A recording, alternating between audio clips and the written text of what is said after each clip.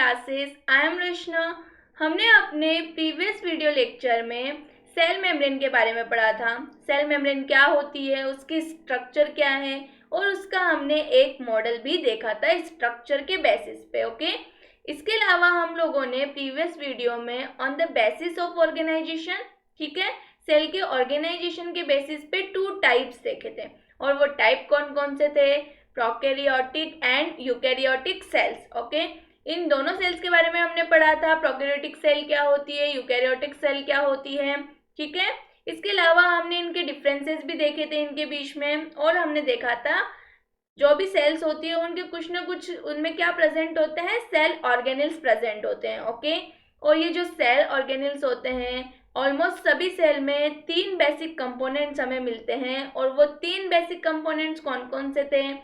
Cell wall, cell membrane, nucleus and cytoplasm. Okay, cell membrane के बारे में हम ऑलरेडी थोड़ा बहुत डिस्कस कर चुके हैं, उसकी स्ट्रक्चर के बारे में, वो कैसी होती है, उसके कैरेक्टरिस्टिक्स हम प्रीवियस वीडियो में कंप्लीटली पूरे कर चुके हैं। ओके, आज के वीडियो लेक्चर में हमें देखना है कि जो वो सेल मेम्ब्रेन थी, आपको याद है तो मैंने बताया था कि सेल मेम्ब्रेन होती है वो सेलेक्टिवली परमिएबल होती है। ओके, और ये भी मैंने बताया था कि वो मॉलिक्यूल्स को क्या करती है, सेलेक्ट करके अंदर या बाहर भेजती है, कुछ सेलेक्टिव मॉलिक्यूल्स को ही जो इम्पोर्टेंट है सेल के लिए, उन मॉलिक्यूल्स को ही वो क्या करती है, अंदर आने देती है, और जो सेल के लिए नेसेसरी नहीं है उन मॉलिक्यूल्स को वो क्या करती है, बाहर भेज देती है। ओके, तो वो क्या करती है, सेलेक्टिवली परमेएबल होती है, मॉलिक्यूल्स को सेलेक्ट करके सेल के अंदर आने देती है या फिर बाहर जाने देती है। ये भी देखा था कि वो सेल के अंदर या बाहर क्या करती है, मूवमेंट को रेगुलेट करती है। ठीक है, सो बात आती है कि ये जो मूवमेंट है सेल मॉलिक्यूल्स, सेल के अंदर मॉलिक्यूल्स का, ठीक है, वो मूवमेंट कैसे होता है। मतलब आज के वीडियो लेक्चर में हमें क्या देखना है, transportation of molecules across the cell membrane या फिर प्लाज्मा मेम्ब्रेन। ओके, तो जो भी अपने पास में मॉलिक्यूल्स है, ठीक है, उनका सेल मेम्ब्रेन के थ्रू सेल के अंदर ट्रांसपोर्टेशन कैसे होगा, ये सब हम वीडियो में देखने वाले हैं। तो स्टार्ट करते हैं अपना वीडियो और अपना देखते हैं टॉपिक ट्रांसपोर्टेशन। ठीक है, हमने देखा था कि मॉलिक्यूल्स को सेलेक्ट करके वो भेजती है, ठीक है, सेल मेम्ब्रेन सेल के अंदर। लेकिन ये ट्रांसपोर्टेशन होता कैसे है, ये तो पता चल गया कि ट्रांसपोर्टेशन होगा, मॉलिक्यूल्स को अंदर और बाहर भेजने का काम सेल मेम्ब्रेन ही कर रही है। लेकिन ये सेल मेम्ब्रेन ट्रांसपोर्टेशन करती कैसे है, तो उसके लिए आपको पता होना चाहिए 2 टर्म, और वो 2 टर्म क्या होती है, मेनली बात करें डिफ्यूजन। ओके, क्या होता है डिफ्यूजन, ये डिफ्यूजन के बारे में हम अपने पहले चैप्टर्स में भी पढ़ चुके हैं, डिफ्यूजन क्या होता है। ओके, सो डिफ्यूजन के थ्रू ही सेल मेम्ब्रेन क्या करती है, मॉलिक्यूल्स को सेल के अंदर ट्रांसपोर्ट करती है। ओके, सो डिफ्यूजन क्या होता है, डिफ्यूजन है कुछ मॉलिक्यूल्स हैं, ठीक है, जो भी मॉलिक्यूल्स आपके पास में प्रेजेंट होते हैं या जो भी आपके पास में सॉल्यूशन प्रेजेंट है, ठीक है, उसके सॉल्यूट पार्टिकल्स का higher concentration to lower concentration movement होता है। किसका होता है, higher concentration to lower concentration जो मूवमेंट होता है मॉलिक्यूल्स का, उसी को हम क्या बोलते हैं, डिफ्यूजन बोलते हैं। ओके, फॉर एग्जांपल हमारे पास में ये बीकर है, ठीक है, इसके अंदर कोई सॉल्यूशन है, उसकी कंसंट्रेशन है low. Okay, low concentration, beaker A. हमारे पास में है बीकर 2, ठीक है, बी, जिसकी कंसंट्रेशन क्या है, हाई है, इसकी कंसंट्रेशन हाई है और इसकी कंसंट्रेशन क्या है, लो है। तो हमने क्या बोला कि डिफ्यूजन क्या होता है, कोई भी आपके पास में सॉल्यूशन है या फिर उसके अंदर सॉल्यूशन के अंदर क्या होता है। अब आपको 2 चीजें पता होनी चाहिए, सॉल्यूशन क्या है, ठीक है। फर्स्ट सॉल्यूशन होता है वो मिक्सचर ऑफ 2 कंपोनेंट्स होता है, ठीक है। अब वो 2 कंपोनेंट्स कौन कौन से होते हैं सॉल्यूशन के अंदर, देखो आपके पास में कोई भी सॉल्यूशन है तो सिंपल सी बात है उसके अंदर 2 चीजें होगी, एक तो सॉल्यूट होने वाला है आपका उसके अंदर, और एक क्या प्रेजेंट होने वाला है, सॉल्वेंट होने वाला है। ओके, सॉल्यूट वो पार्ट होता है जो सॉल्वेंट के अंदर डिजोल्व होता है। ओके, सो जो भी चीज आपके डिजोल्व होती है सॉल्वेंट के अंदर उसको हम बोलते हैं सॉल्यूट। ओके, और जिसमें डिजोल्व होती है उसको क्या बोला जाता है, सॉल्वेंट। ठीक है, एग्जाम्पल से समझे तो फॉर एग्जाम्पल मैंने बोला आपने शुगर सॉल्यूशन क्या किया, तैयार किया, इसका सॉल्यूशन बनाया शुगर सॉल्यूशन। अब शुगर सॉल्यूशन बनता कैसे है, आपको सबको पता है, हमने एक बीकर लिया, उसके अंदर वाटर लिया, अब उसके अंदर हमने क्या डाल दी, शुगर डाल दी, और इसको अच्छे से मिक्स करके हमने क्या बना दिया, शुगर सॉल्यूशन। ठीक है, अब इस शुगर सॉल्यूशन के अंदर बात की जाए तो वाटर के अंदर डिजोल्व क्या हुई है, शुगर डिजोल्व हुई है। तो शुगर आपकी यहाँ पे क्या है, सॉल्यूट है, किसमें, शुगर सॉल्यूशन में। और किसमें डिजोल्व हो रही है, वाटर के अंदर। तो वाटर यहाँ पे क्या हो गया, आपका सॉल्वेंट हो गया। सो क्या क्लियर हुआ, एक सॉल्यूशन है वो, उसमें 2 कंपोनेंट्स होते हैं, सॉल्यूट और सॉल्वेंट, और उसके अंदर सॉल्यूट और सॉल्वेंट क्या होता है वो हमने देख लिया है। ओके, तो डिफ्यूजन क्या होता है, कोई भी पार्टिकल्स आपके पास में सॉल्यूशन के, वो हायर कंसंट्रेशन से लोअर कंसंट्रेशन की तरफ क्या करते हैं, मूव करते हैं। इस मूवमेंट को क्या बोला जाता है, डिफ्यूजन बोलते हैं। क्या बोलते हैं, डिफ्यूजन। ओके, अब देखो, यदि जनरली बात करें तो ये मॉलिक्यूल्स की टेंडेंसी होती है, उनकी टेंडेंसी होती है कि वो हायर कंसंट्रेशन से क्या करते हैं, लोअर कंसंट्रेशन की तरफ मूव करते हैं। ठीक है, तो इसके अंदर हमें कोई भी एनर्जी नहीं देनी पड़ती है, बाहर से कोई भी मेहनत नहीं करनी पड़ती है, तो कोई एनर्जी नहीं देनी पड़ी है, वो अपने आप डिफ्यूज हो रहे हैं एक दूसरे के अंदर। ठीक है, तो ऐसी कंडीशन को या ऐसे डिफ्यूजन को बोला जाता है पैसिव ट्रांसपोर्ट। ठीक है, पैसिव ट्रांसपोर्ट किसको बोलते हैं, जिसमें एनर्जी की रिक्वायरमेंट नहीं होती। ठीक है, एनर्जी की रिक्वायरमेंट नहीं होती है, वैसे डिफ्यूजन को बोला जाता है पैसिव ट्रांसपोर्ट। ओके, इसके अलावा यदि बात करें तो एक और होता है, वो होता है एक्टिव ट्रांसपोर्ट। क्या होता है, एक्टिव ट्रांसपोर्ट। अब एक्टिव ट्रांसपोर्ट के अंदर क्या है, जनरली जो चीज करने की टेंडेंसी है मॉलिक्यूल्स की, उसके अपोजिट काम करते हैं। ओके, टेंडेंसी क्या है, हायर कंसंट्रेशन से क्या करते हैं, लोअर कंसंट्रेशन की तरफ मूव करते हैं। ठीक है, तब कोई एनर्जी की नीड नहीं होती है, क्योंकि वो टेंडेंसी है, वैसा होना ही होता है। ठीक है, इसलिए वो अपने आप वैसे मूव करते हैं, उन्हें बाहरी किसी भी एनर्जी की नीड नहीं होती है। तब तो ऐसे डिफ्यूजन को बोला जाता है कि वो क्या है, पैसिव ट्रांसपोर्ट है, जब ऐसा कुछ होता है तब। ठीक है, लेकिन यदि वही मैं बात कर रही हूँ कि कोई मॉलिक्यूल है, उसको कोई भी आपके पास में सॉल्यूशन है, कुछ भी है, उसको हमें lower concentration to higher concentration particles को मूव करवाना है। ठीक है, तो लोअर कंसंट्रेशन से पार्टिकल यदि हायर कंसंट्रेशन की तरफ जाते हुए कहीं दिख रहे हैं, तो डेफिनेटली ऐसा करने के लिए क्या हुई होगी, एनर्जी की रिक्वायरमेंट हुई होगी। ओके, एनर्जी की क्या हुई होगी, नीड होगी। तो ऐसी कंडीशन में एनर्जी की जरूरत होती है, और ऐसे ट्रांसपोर्ट को बोलते हैं हम क्या, एक्टिव ट्रांसपोर्ट। ओके, समझ आया एक्टिव ट्रांसपोर्ट किसे बोलते हैं और पैसिव ट्रांसपोर्ट किसे बोलते हैं। ठीक है, अब देखते हैं, देखो क्या लिखे हुआ है यहाँ पे, transportation of molecules across the plasma membrane, this can be done by the following ways. First आता है अपना diffusion. Okay, movement of solutes और ions from higher concentration to lower concentration is called as diffusion. ठीक है, कहाँ से कहाँ हो रहा है आयंस का movement, higher concentration to lower concentration. Okay, तो उस कंडीशन में हम क्या बोलते हैं कि वो डिफ्यूजन है। Okay, it does not require energy, therefore it is called passive transport. ऐसी कंडीशन में एनर्जी की रिक्वायरमेंट नहीं होती, इसलिए पैसिव ट्रांसपोर्ट। और जहां लोअर कंसंट्रेशन से हायर कंसंट्रेशन की तरफ गया मामला, वहां समझ जाना क्या हो रहा होगा, पैसिव ट्रांसपोर्ट। ओके, चलो, तो हमने कुछ इंपॉर्टेंट चीज देखी कि डिफ्यूजन के थ्रू डिफ्यूजन क्या होता है, और इस डिफ्यूजन के थ्रू ही क्या होता है, जो भी आपके मॉलिक्यूल्स हैं उसका क्या होता है, सेल के अंदर ट्रांसपोर्टेशन होता है। ओके, समझे। चलो, अब देखते हैं सेकंड की कैसे होगा। तो सेकंड अपने पास में टर्म आती है ऑस्मोसिस। तो ये ऑस्मोसिस क्या होता है। ओके, ऑस्मोसिस कुछ नहीं है, वाटर मॉलिक्यूल्स का मूवमेंट है through selectively permeable membrane. Okay, और हमें पता है सेल मेम्ब्रेन होती है हमारी, इसको मैंने बोल दिया सेल मेम्ब्रेन। ये सेल मेम्ब्रेन क्या होती है, सेलेक्टिवली परमिएबल ही होती है। Okay, cell membrane selectively permeable होती है, इसके थ्रू यदि वाटर मॉलिक्यूल्स क्या कर रहे हैं, ट्रांसपोर्ट होते हैं, तो उस कंडीशन को हम बोलते हैं क्या हो रहा है, ऑस्मोसिस हो रहा है। So movement of water molecules through a selectively permeable membrane, उसको हम बोलते हैं क्या, ऑस्मोसिस। ओके, समझ गए ऑस्मोसिस क्या होता है। चलो, अब ऑस्मोसिस भी 2 टाइप्स के होते हैं, एक होता है एंडोस्मोसिस और एक होता है एक्सोस्मोसिस। ओके, एंडोस्मोसिस की बात की जाए तो सपोज आपकी ये सेल है। ओके, अब सॉल्वेंट के जो मॉलिक्यूल्स है, या फिर आप बोलो सॉल्वेंट का मूवमेंट किसके अंदर हो रहा है, सेल के अंदर हो रहा है, कहाँ से, बाहर से। तो इस कंडीशन को हम क्या बोलते हैं कि ये एंडोस्मोसिस हो रहा है, ठीक है।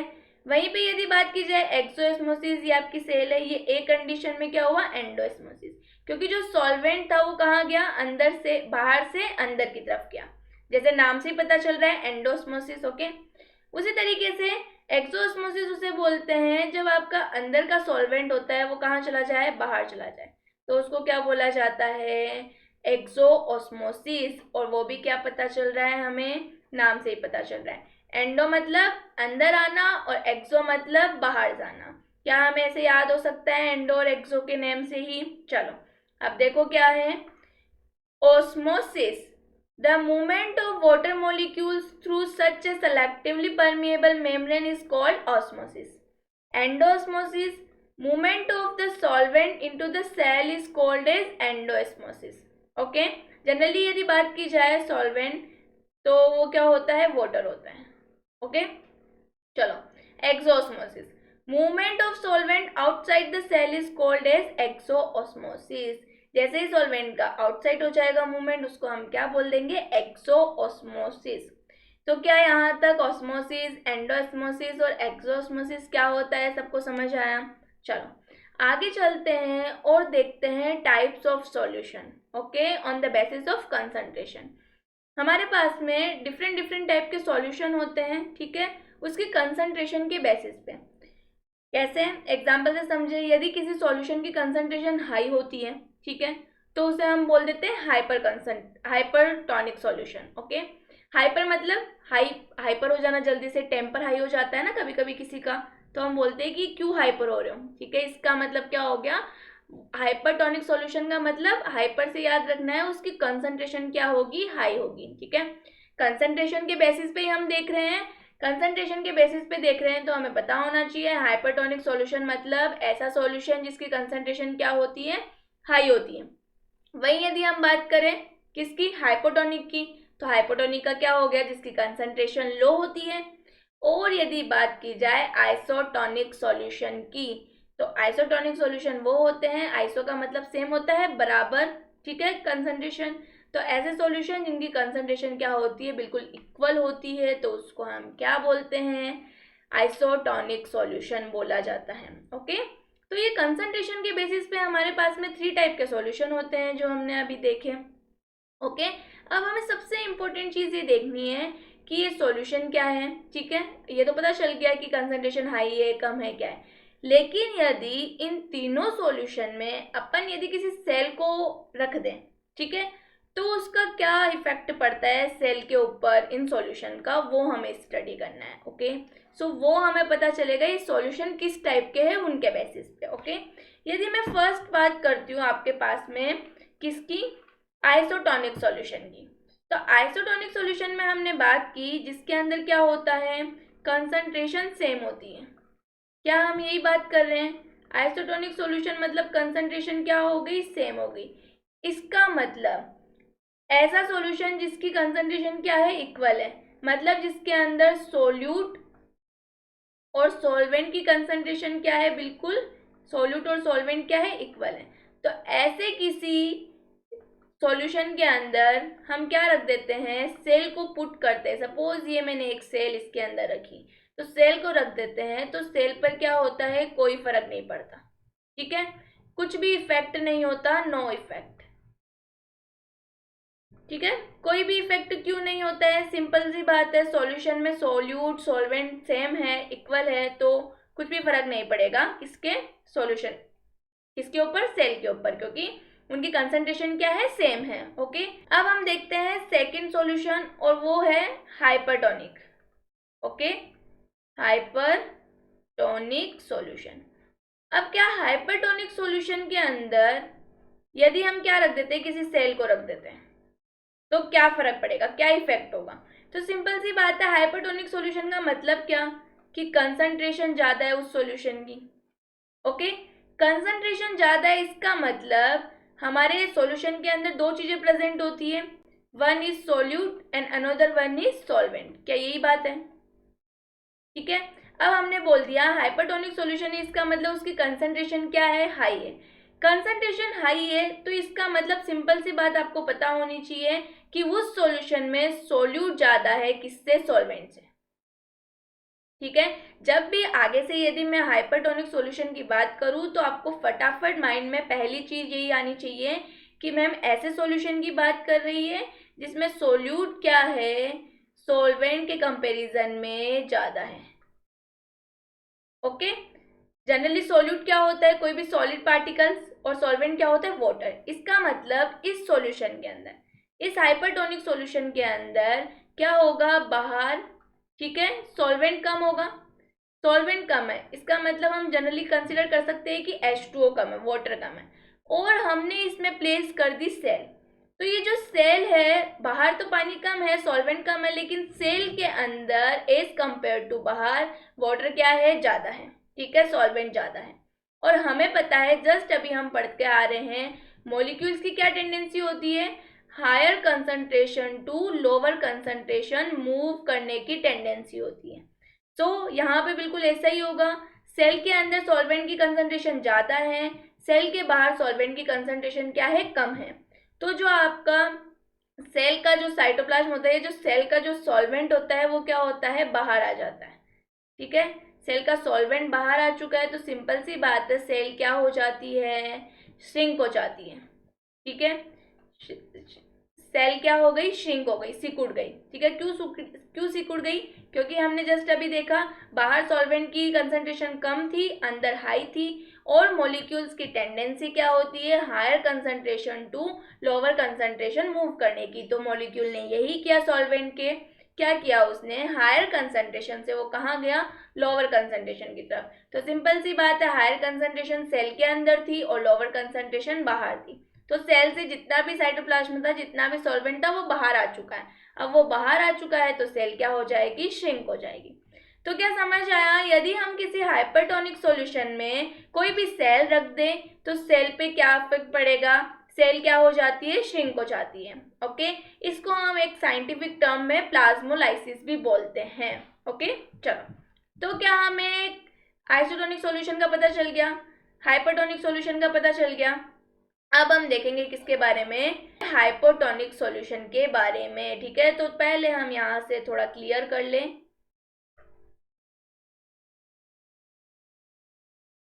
किसके बारे में देखने वाले हैं हम, हाइपरटोनिक सॉल्यूशन। ओके, अब ये हाइपोटोनिक सॉल्यूशन वो सॉल्यूशन होता है जिसमें कंसंट्रेशन क्या होती है, कम होती है। ओके, किसकी बात कर रहे हैं, हाइपोटोनिक सॉल्यूशन की, मतलब कंसंट्रेशन कम।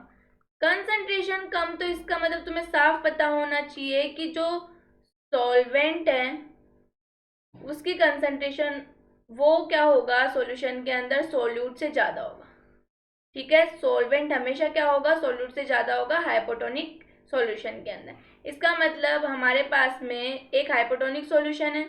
ओके, और हमने इस हाइपोटोनिक सॉल्यूशन में एक सेल को प्लेस किया, सेल को रखा।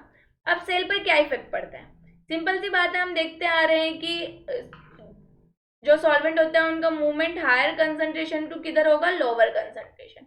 ओके, यही पढ़ते आ रहे हैं। अब हमें पता है, यहाँ पे ये पता करो कि हायर कंसंट्रेशन कहाँ है।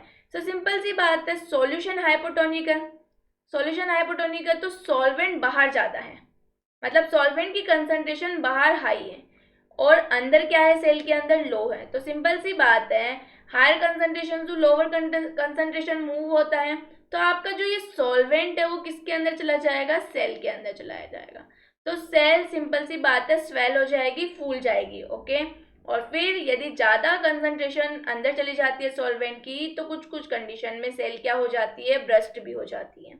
तो समझ आया, यदि हाइपरटोनिक सॉल्यूशन में हम किसी सेल को रख देते हैं तो उस पर क्या इफेक्ट पड़ता है, वो क्या हो जाती है, स्वेल्व हो जाती है, फूल जाती है। ओके, और ब्रस्ट भी हो सकती है। ऐसा क्यों हुआ, इसमें आपको सिर्फ सॉल्वेंट और सॉल्यूट के बारे में पता होना चाहिए। ओके, कंफ्यूजिंग नहीं होगा यदि आपको पता है। यदि हम बात करें किसकी, हाइपरटोनिक सॉल्यूशन की, सिंपल सी हाइपरटोनिक बात करें मतलब कंसंट्रेशन ज़्यादा। ठीक है, कंसंट्रेशन ज़्यादा की बात कर रहे हैं, इसका मतलब उस सॉल्यूशन के अंदर सॉल्यूट की जो अमाउंट है वो किससे ज़्यादा होगा, सॉल्वेंट से ज़्यादा होगा। ठीक है, इसका मतलब क्या होगा, उस हाइपरटोनिक सॉल्यूशन में सॉल्वेंट का अमाउंट कम है तो कोई भी चीज़ आप उसके अंदर रखोगे, लाइक हमने सेल उसके अंदर प्लेस की, तो सेल के अंदर अमाउंट ज़्यादा हो गया। अब मॉलिक्यूल की टेंडेंसी क्या होती है, higher concentration to lower concentration जाने की। तो अब आपकी जो सेल है वो क्या हो जाएगी, श्रिंक हो जाएगी, क्योंकि उसका जो सॉल्वेंट है वो किस में चला जा चुका है, आपके हाइपरटोनिक सॉल्यूशन में। ओके, तो क्या क्लियर हुआ, तीनों सॉल्यूशन है, तीनों के अंदर हमने क्या किया, सेल को प्लेस किया, सेल को रख कर देखा और हमने स्टडी किया कि उन पे क्या क्या इफेक्ट पड़ रहा है। तो क्या हमें ये सब चीजें समझ आई? चलो अब देख लेते हैं यहाँ पे क्या लिखे हुआ है। ओके, देखो, types of solution on the basis of concentration and its effect on sale. Isotonic solution, hypertonic solution, hypotonic solution. Isotonic solution, when the concentration of the solution outside the cell is equal to the concentration of cytoplasm of the cell, it is called as isotonic solution। अब जब ऐसी condition होती है तो movement होगा ही नहीं, क्योंकि equal है, अंदर भी कंसंट्रेशन इक्वल है और बाहर भी इक्वल है। इक्वल होता है तो ना तो उसे बाहर जाने की जरूरत है और ना ही क्या है, अंदर आने की नीड है। ओके, आगे देखो, hypertonic solution, when the concentration of the solution outside the cell is more than the inside the cell, due to this cell loses water and becomes plasmolysed। Cell water lose कर देती है और क्या हो जाती है, श्रिंक हो जाती है, प्लाज्मोलाइसिस बोला जाता है। तो प्लाज्मोलाइसिस किसे बोलते हैं, shrinking of the protoplasm away from the cell wall due to excessive loss of water. ठीक है, क्यों होता है हम ऑलरेडी देख चुके हैं। अब चलते हैं और आगे देखते हैं अपना हाइपोटोनिक सॉल्यूशन।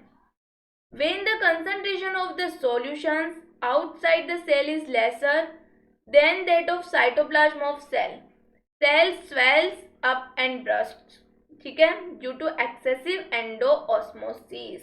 ओके, अब हम ऑलरेडी समझ चुके हैं, डायग्राम देख लो यहाँ पे आपके पास में नजर आ रहा होगा hypertonic solution. Okay, hypertonic solution में हमने क्या रखी, सेल को रखा।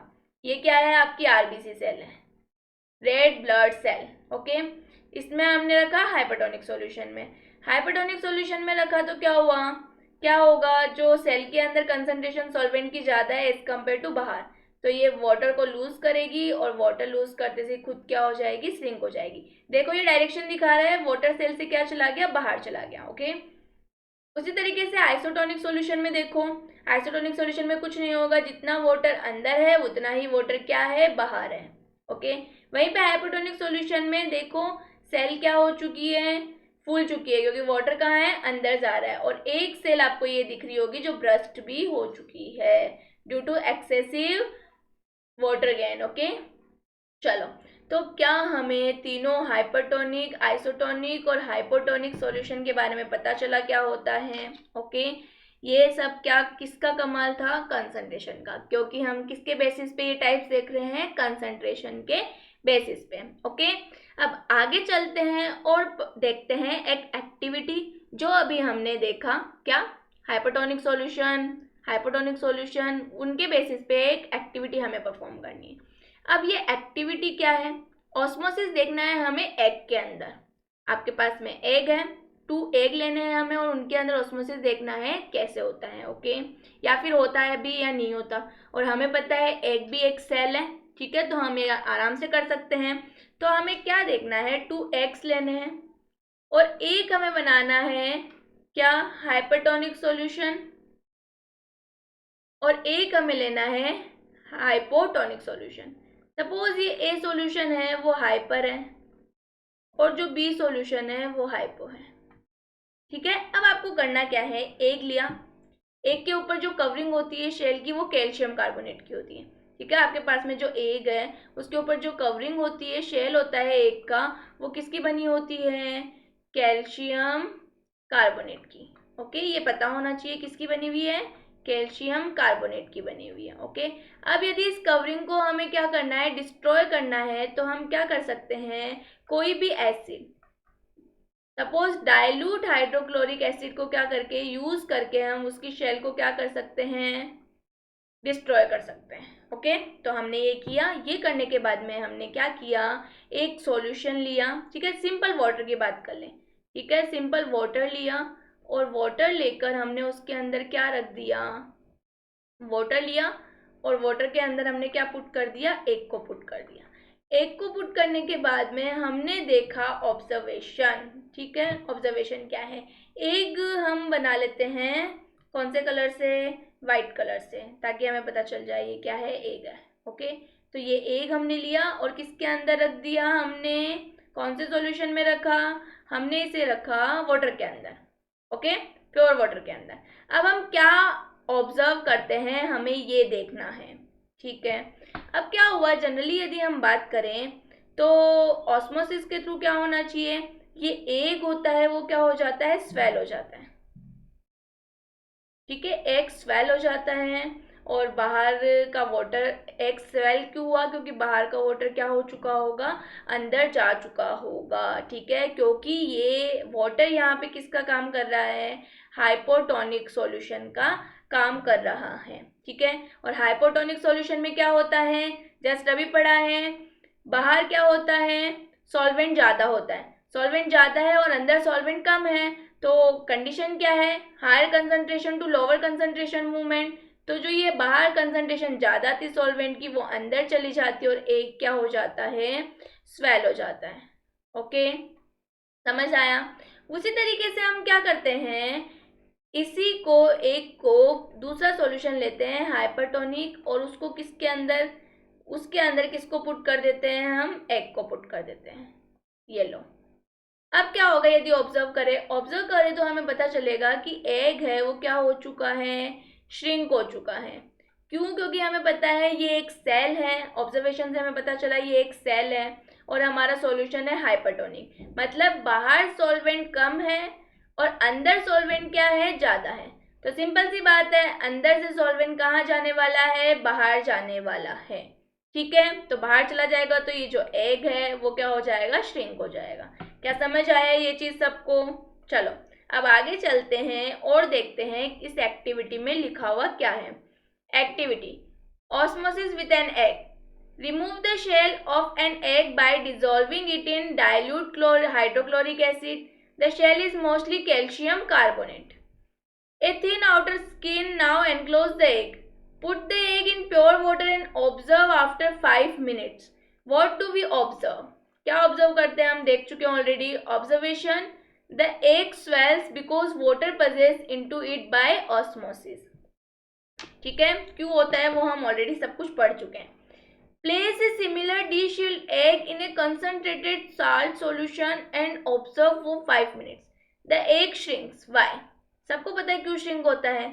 ठीक है, हाइपरटोनिक सॉल्यूशन में रखेंगे तो सिंपल सी बात है, कंसंट्रेशन बोल लो या हाइपरटोनिक सॉल्यूशन बोल लो, इसके अंदर रखेंगे तो इसमें सॉल्वेंट ज़्यादा है, आपके एग में कम है। ठीक है, सॉल्वेंट बाहर कम है और एग में ज़्यादा है तो बाहर ही आने वाला है, तो ये श्रिंक ही होगी। Okay, observation, water passes out the egg solution into the salt solution because the salt solution is more concentrated. Okay, तो क्या हमें समझ आया, जो हमने अभी सॉल्यूशन पढ़े तीन, आइसोटोनिक, हाइपरटोनिक और हाइपोटोनिक, उनके बेसिस पे हमने क्या देखी कि ऐसा रियल में होता भी है या फिर सिर्फ बोलने के लिए ही है। इसलिए हमने क्या परफॉर्म की, एक एक्टिविटी परफॉर्म की विथ एन एग। ठीक है, एग के साथ में हमने एक एक्टिविटी देखी और हमने देखा कि ऐसा रियल में है। यदि हम हाइपोटोनिक सॉल्यूशन यूज करते हैं तो एग क्या हो जाता है, स्वेल हो जाता है, फूल जाता है। वहीं यदि हम हाइपरटोनिक सॉल्यूशन यूज करते हैं तो एग क्या होने वाला है, श्रिंक होने वाला है। तो भाई जो हमने पढ़ा हाइपरटोनिक सॉल्यूशन वो बिल्कुल सही थे। क्यों सही है, हमने किससे प्रूफ लिया है, एक्टिविटी परफॉर्म करके देखा है। ओके, तो क्या हमको ये तीनों सॉल्यूशन के बारे में क्लियर हो चुका है। ठीक है, आज के वीडियो लेक्चर में हमने क्या क्या देखा, सेल मेम्ब्रेन से एक्रोस सेल मेम्ब्रेन ट्रांसपोर्टेशन कैसे होता है। ओके, उसके 2 टाइप्स हमने देखे, एक तो डिफ्यूजन के थ्रू होगा और एक ऑस्मोसिस के थ्रू होगा। ओके, फिर हमने देखा कि on the basis of concentration हमारे पास में 3 सॉल्यूशन होते हैं, आइसोटोनिक, हाइपरटोनिक और हाइपोटोनिक। उसके अंदर यदि हम सेल पुट करते हैं तो उनका क्या इफेक्ट पड़ता है उन सॉल्यूशन का सेल पे, ये भी हमने देख लिया। ओके, इसके अलावा हमने परफॉर्म की एक एक्टिविटी। सो आई होप हमने जो कुछ भी आज के वीडियो में पढ़ा है वो सब आपको समझ में आ गया होगा। फिर भी यदि किसी स्टूडेंट को कोई डाउट है तो प्लीज़ कमेंट बॉक्स में कमेंट करके पूछे। तब तक अपना ख्याल रखिए। Thank you.